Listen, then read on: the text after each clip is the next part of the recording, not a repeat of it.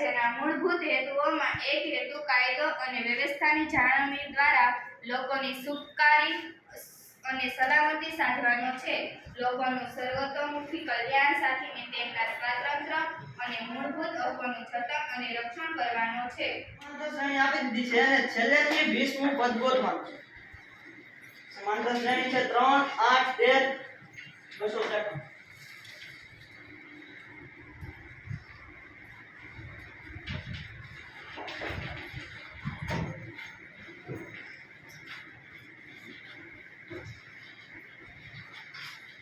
આપણને આમાં પ્રથમ પદ આપ્યું છે અને છેલ્લું પદ.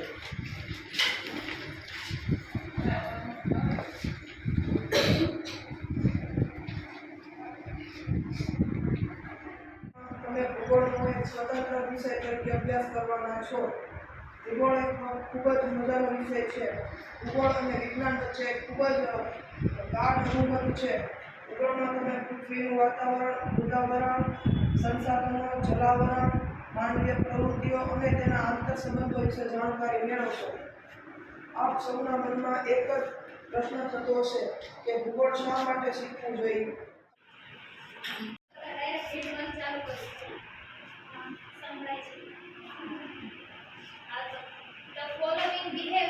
નીચે આપેલું જે વર્તન છે વોઝ નોટિસ એટલે કે ધ્યાનમાં લેવાયું હતું, નોટિસ કરાયું હતું. કોના દ્વારા? તો બાય અ સાયન્ટિસ્ટ એટલે કે વૈજ્ઞાનિક દ્વારા who was making a study of ants એટલે કે જે એક આર્ટ્સ ઉપર અભ્યાસ કરી રહ્યા હતા. એટલે કે નીચે આપેલું જે બિહેવિયર છે અવલોકનો સરેરાશના માપથી કેટલી અંતરે ફેલાયેલા છે, કેટલી અંતરે ફેલાયેલા વિસ્તરેલા છે તેના માપને પ્રસારમાન કહે છે.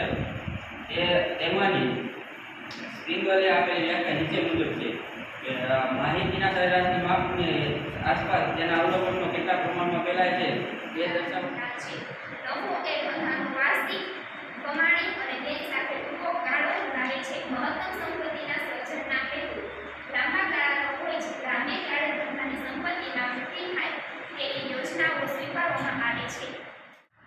60,000, 1,40,000, 2,70,000 ને 5,50,000. 5,50,000. ટોટલ કેટલો આવ્યો? 5,25,000. 5,25,000. હા નો આવે પેલા 60,000. હા 60,000 પછી 1,40,000, 1,40,000, 2,70,000. તત સર્વે ચતુર્શરમ પ્રવિશતિ. પછી બધું અંતપુરમાં પ્રવેશ કરે છે.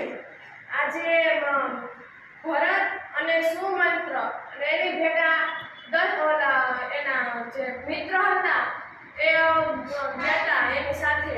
પછી પ્રતિહારીને બધું કહે છે કે રાણી સામાજિક ધોરણો માનવ સમાજ 2021 સામાજિક સમૂહથી શરૂ કરી વિશાળ સમાજને વર્તન વ્યવહાર માટે વર્તનના દર્શન નિયંત્રણ અને જાળવવાતું હોય છે. સામાજિક ધોરણનો અર્થ સામાજિક ધોરણ એટલે સામાજિક જીવન જુદી પરિસ્થિતિ દ્વારા કરવામાં એટલે કે સારસ. વેરિયસ ડક્સ એટલે કે વિવિધ જાતના બતકોની જાત. એન્ડ રોજી પેસ્ટર ને ગુજરાતીમાં વૈયા કહે છે. Travel thousand of kilometres two fly of India એટલે કે હજારો કિલોમીટરથી દૂર ઉડીને તે આપણા દેશમાં શિયાળો ગાળવા આવે છે. શુભાંગી છે. રોજી પેસ્ટર એટલે કે રોજી પેસ્ટર ધીસ નેમ સાઉન્ડ્સ સ્વીટ એટલે કે તે નામ તો મીઠું લાગે છે. વોટ ઇઝ ધેટ એટલે કે તે શું છે. ઇઝ વૈયા ઇન ગુજરાતી એટલે કે રોજી પેસ્ટર છે ને ગુજરાતીમાં વૈયા કહે છે. Its colour is dull brown and pink. તેનો રંગ છે એ ભૂખરો અને આછો ગુલાબી હોય છે. Shubhangi it is the same one I see during winter એટલે શુભાંગી કહે છે કે કરવો જ જોઈએ તે વિના સુધી ન થાય એમ લાગ્યું. છેવટે ચિઠ્ઠી લખીને દોષ કબૂલ કરવો અને માફી માંગવી એવો મેં ઠરાવ કર્યો. મેં ચિઠ્ઠી લખીને હાથોહાથ આપી. પૃથ્વીને રૂપિયા 3,000માં રોકડેથી વેચો. તેમાંથી અડધા નાણાં ચેકથી ચૂકવ્યું. આ છે જિજ્ઞાસા. વેચાણ ખાતે ટ્રાફિક હોય.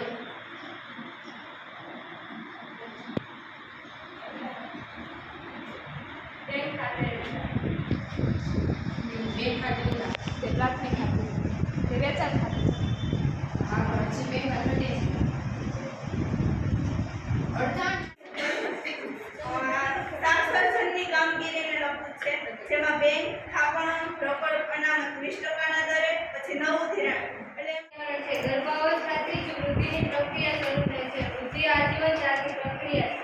18 થી 19 વર્ષ સુધીમાં તે તેની પૂર્ણ કક્ષાએ પહોંચે છે. આપણા શરીરની વૃદ્ધિ આપણે 18 થી 19 વર્ષ પછીની વૃદ્ધિ આપણી અટકી જાય છે. પ્રભુત્વ જગત અંબાણી પ્રભુ વાણિજ્ય જાતિ અંગો બાદ સમાન નવો આગ સમાન પ્રભુત્વ ધન બનો મોરા પ્રભુત્વ ધન એટલે બાદલ મોરા એટલે મોર પ્રભુત્વ બાદલ બનો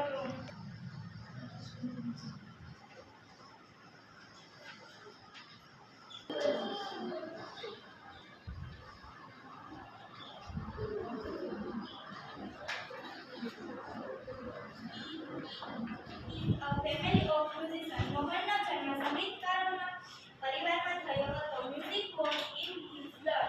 મ્યુઝિક તેના લોહીમાં હતું. હી ગ્રે અપ વિથ મ્યુઝિશિયન. તે સંગીતકારો વચ્ચે ઉછર્યો હતો. Like his father. આવી રીતે માછલી ઘર બનાવ્યા પછી તેને કેટલા સમય સુધી જેવું છે તેવું જ મૂકીએ છીએ. શું કોઈ એકવાર તેને સ્વચ્છ કરવું જોઈએ? શું આપણને આવી જ રીતે તળાવો તેમજ સરોવરોને સ્વચ્છ કરવા જોઈએ? શા માટે અને શા માટે નથી? આપણે વિશ્વની પ્રથમ મહિલા બની. This is her unforgettable story of hope, courage and inspiration. Let's read for scenes of her life, narrated in her own words. દેશોના ખનીજો, કાગળના માવા, કાગળ, ઊન, ખનિજ તેલ, ચા વગેરે પેદાશોની આયાત કરવામાં આવે છે. જ્યારે ભારતમાંથી માનવ દેખે 10% ડિબેન્ચર સ્વરૂપે, જાહેર ગુના સ્વરૂપે, બોનસ દ્વારા જે કર્મચારીઓ સારી રીતે તેમનું કામ બજાવતા હોય તેને બોનસ સ્વરૂપે તેમને પ્રોત્સાહન આપવામાં આવે છે. કંપનીના બે પ્રકાર છે, જાહેર અને ખાનગી. માહિતી સંચારની પ્રક્રિયાનો ઉપયોગ વાણિજ્યિક હેતુ માટે કરવામાં આવે તો તેને વાણિજ્યિક માહિતી સંચાર કહે છે. માહિતી સંચાર કોને કહેવાય? તો કે માહિતી સંચારની પ્રક્રિયા જેને ઉપયોગ વાણિજ્યિક હેતુ માટે ફોબિયા એટલે કે એક પ્રકારનો એવો ડર. અને જેમ આપણને એલર્જી હોય તેવી રીતે ડર. એલર્જી છે એ આપણાથી દૂર થઈ શકે, પરંતુ ફોબિયા છે તે દૂર થઈ શકતો નથી. એ એક પ્રકારનો એવો ડર છે. જેમ આપણે પાણીથી ડર લાગે. ભાષિક વ્યવહારમાં આ પ્રમાણે ન્યાય વાક્યનો પ્રયોગ કરવાથી બે લાભ થઈ શકે છે. એક તો આપણા સંવાદ સંધિને માણસ જીવનના જુદા જુદા ક્ષેત્રમાં પ્રેરણા અને માર્ગદર્શન પણ પ્રાપ્ત કરી શકે. પ્રાચીન સ્મારકો, પુરાતત્વીય સ્થળો અને અવશેષ સ્થળોની જાળવણી અને જાળવણી માટેના કાયદાઓ. ભારતીય વારસા સામે સમયે જે જોખમ અને નુકસાનકારક પરિબળો ઊભા થતા ગયા તેમ તેમનું વારસાની જાળવણીના પ્રત્યક્ષ વધુ થયા છે. વારસાની સાચવણીમાં અનેક વિવિધતાઓ જોવા મળે છે. પુરાતત્વીય વારસાને સુરક્ષિત રાખવા માટે સંસદે 1958માં પ્રાચીન સ્મારકો, પુરાતત્વીય સ્થળોને અવશેષોને દ્રવ્યની અવસ્થાઓ.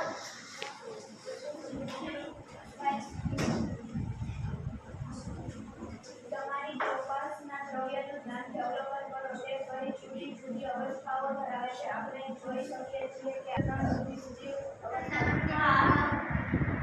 એકમના સંચાલન અંગેની સર્વ સત્તા ધરાવતી સપાટીને ઉપસપાટી કહે છે કે જ્યાં બધા નિર્ણયો પણ લેવાતા હોય અને જે હુકમ કરે એનું નીચે તળ સપાટી સુધી એનું પાલન પણ થતું હોય તે ઉપસપાટીમાં. સંચાલન એ ઉપસપાટીમાં સંચાલક મંડળ, મેનેજિંગ ડિરેક્ટર, જનરલ મેનેજર, મુખ્ય વહીવટી અધિકારી એટલે કે આ પ્રક્રિયામાં વ્યક્તિ નહીં પરંતુ સમગ્ર જ્ઞાતિ સમૂહ ઊભી ગતિશીલતા પ્રાપ્ત કરે છે અને તે માટે તે જ્ઞાતિ પોતાનો દાવો પણ આગળ વધે છે. બીજી રીતે કહીએ તો સંસ્કૃતિકરણ થાય એટલે જ્ઞાતિ કરવાની આશા સાથે લાભ એમાં વિનિમય હોવો જરૂરી છે. આર્થિક પ્રવૃત્તિની સ્પષ્ટ સમજ માટે નીચેના ઉદાહરણ જુઓ. હોટલમાં જઈને જમવું, ખર્ચ કરીને જરૂરિયાત સંતોષવી, થિયેટરમાં જઈને ધરતી પર મોતનો વરસાદ વરસી રહ્યો છે. એટલે કે વરસાદ નથી વરસી રહ્યો એટલે લોકો મોતના ઘાટે ઉતરી ગયા છે. એટલામાં એવી રીતે કહે છે કે ધરતી પર મોતનો વરસાદ વરસી રહ્યો છે. જ્યાં જુઓ ત્યાં માનવીના મળદા જ મળદા, મળદા એટલે મૃતદેહ કે તમે જ્યાં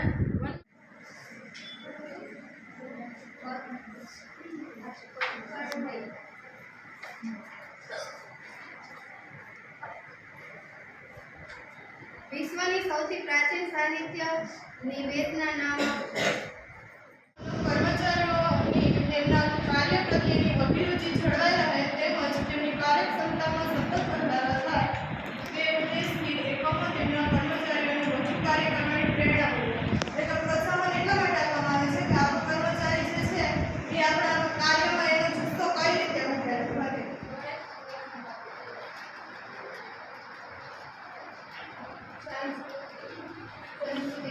ધોરણ 11માં સ્તરરચનાના એકમમાં જોઈ ગયા કે પરંપરાગત ભારતીય સમાજમાં જ્ઞાતિબંધ પ્રકારની બાબતમાં ગધેડું પડવાનું હોય છે એ જાણતું છે.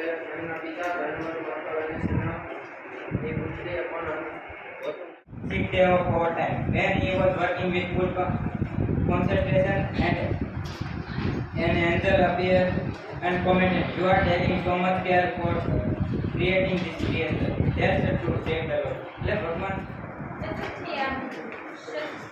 शताब्द्यां वेदस्य भास्करः सप्तस्वामी सज्जत ईस्वी सदी चौथी सदी में ऋग्वेदના भास्कर वालों रखा. सच कहूँ तो मैं अपनी बीमारियों के प्रति प्राय निर्भय था. शायद मैंने गांधी जी के ही लेख में कहीं पढ़ा था कि बीमारियों का अपराध हमें जो शरीर दिया गया है उससे हम स्वास्थ्य न रखे तो हम अपराधी तो बढ़ेगा.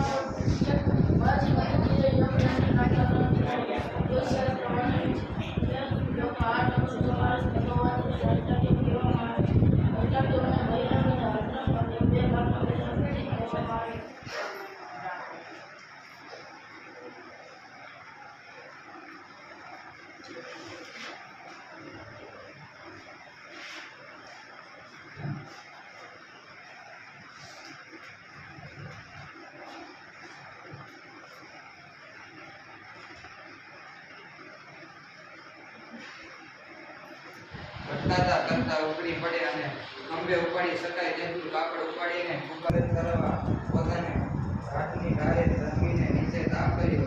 ઉદાહરણનો કેટલો કાઢી રણગોવાળીઓ બનાવીને ઉપર લાકડીઓની તડાપી ભરે છે. નાના હવે આ ઉતરતી અવસ્થાએ આવો ઢોરમાં મારાથી નહીં રહેવાય. હોદાએ આ જોખમ ભોગવવાનું માંડી કાઢી. મારા તરફથી આભાર માનું છું, કારણ કે તમે મને આ હોદ્દા ઉપર સક્ષમ સમજીને મને આ હોદ્દા ઉપરનું સ્થાન આપ્યું. અને આજે કાલે પ્રિન્સિપલ બન્યો તેને મને ખૂબ આનંદ છે. પ્રિન્સિપલ બનવું સરળ નથી, તેના કામો પણ સરળ નથી, તેમજ શિક્ષકો બનવું પણ સરળ નથી. જેમ આપણે શિક્ષકોને હેરાન કરી છે તેમ બાળકો પણ આપણે હેરાન કરે જ્યારે આપણે ખબર પડે કે આપણે પર કેવી શિક્ષકો પર કેવી વીતી રહી છે. તેવી જ રીતે એક ખેડૂત જેવી રીતે પોતાના પાકને સારો ઉપજાવવા માટે દિવસ રાત મહેનત કરે છે, તેમ શિક્ષક પણ પોતાના વિદ્યાર્થીઓને દિવસ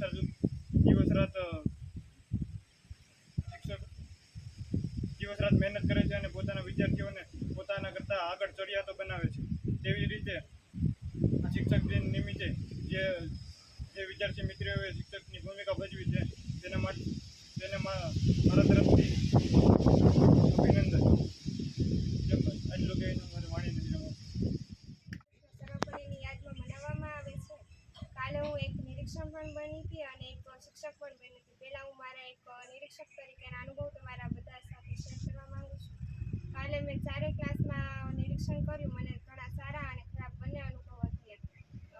જ્યારે હું 9મા ધોરણમાં પહેલા લેક્ચરમાં નિરીક્ષણ કરવા ગઈ ત્યારે પાટડી આયુષ્ય બહુ મસ્ત રીતે ભણાવી રહી હતી અને ધોરણ 11માં પહેલા લેક્ચરમાં કોમર્સમાં સ્ટેટ આદિત્ય બહુ મસ્ત ભણાવતો હતો.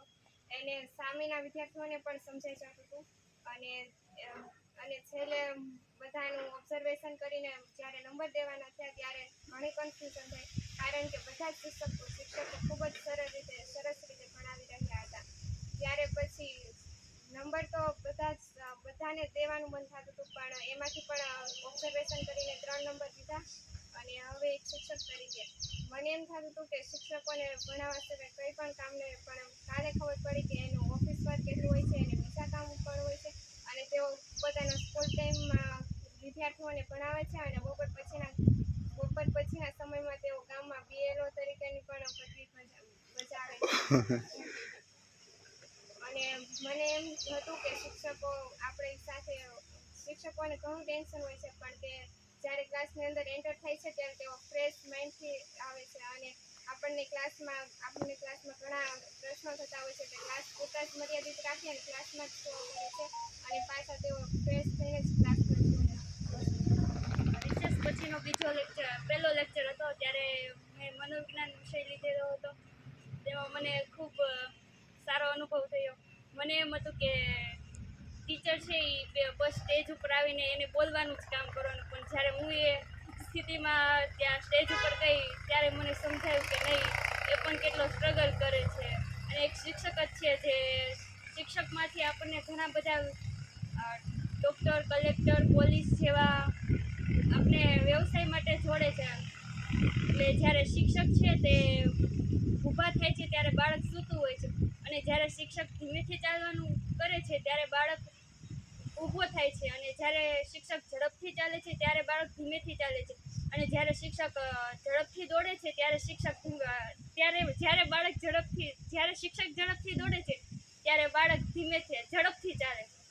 નિમિત્તે આપણે બધી શાળાઓમાં શિક્ષક દિનની ઉજવણી કરીએ છીએ. તેમાં અમારા વર્ગ શિક્ષક નૂતન મેડમે મને એક શિક્ષક બનવાનો મોકો આપ્યો, તે બદલ હું એમનો આભાર માનું છું. મેં બ્રેક પછીનો બીજો લેક્ચર BAનો લીધો હતો. તેમાં મેં સરે જે ટોપિક ભણાવ્યા હતા એ જ શીખવું હતું, પણ સર જ્યારે એક્ઝામ્પલ આપતા ત્યારે એમ હતું કે અહીંયા તો ભણાવવું અને બોલવું સાવ સરળ છે, બસ આખો દિવસ બોલ્યા રાખવાનું ને એક્ઝામ્પલ આપ્યા રાખવાના અને બાળકોને સમજાઈ જાય, પરંતુ આપણે જેટલું શિક્ષકનું સમજીએ એટલું સરળ પણ હોતું નથી. અને જ્યારે એ જ ટાઈમે અને એ જ ટોપિક પર એવા જ એક્ઝામ્પલ યાદ આવવા એ પણ અઘરું છે. એક્ઝામ્પલ તો યાદ આવી જાય, પણ સમય ચૂકાઈ જાય ત્યારબાદ આવે તો એનું કાંઈ મહત્ત્વ રહેતું નથી.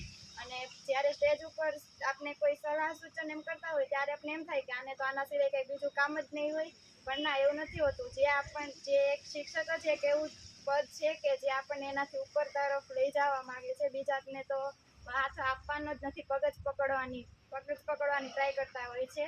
તેથી મેં પણ BAમાં ભણાવ્યું ત્યારે સરે જે એક્ઝામ્પલ આપ્યા હતા એ તો યાદ હતા જ નહીં, શું એક્ઝામ્પલ આપવાનું હોય ને કયું આપીને આવતી રહું. અને મને શાયદ લાગે કે મેં જે સમજાવ્યું આ લોકોને સમજાણું પણ નહીં હોય, પણ છતાં મેડમે મને શિક્ષક બનવાનો મોકો આપ્યો, તે બદલ આભાર.